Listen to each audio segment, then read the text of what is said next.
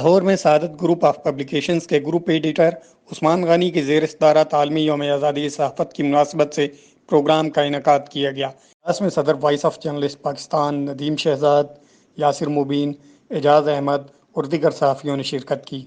اجلاس کے دوران صحافیوں کو درپیش مسائل اور دیگر امور پر تبادلہ خیال بھی ہوا۔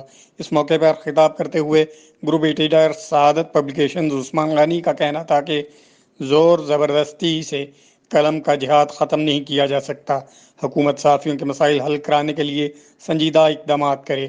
انہوں نے عالمی یوم صحافت کے موقع پر فرائض کی ادائیگی میں اور اظہار آزادی کے لیے قربانی دینے والے شہداء کو خراج تحسین پیش کیا۔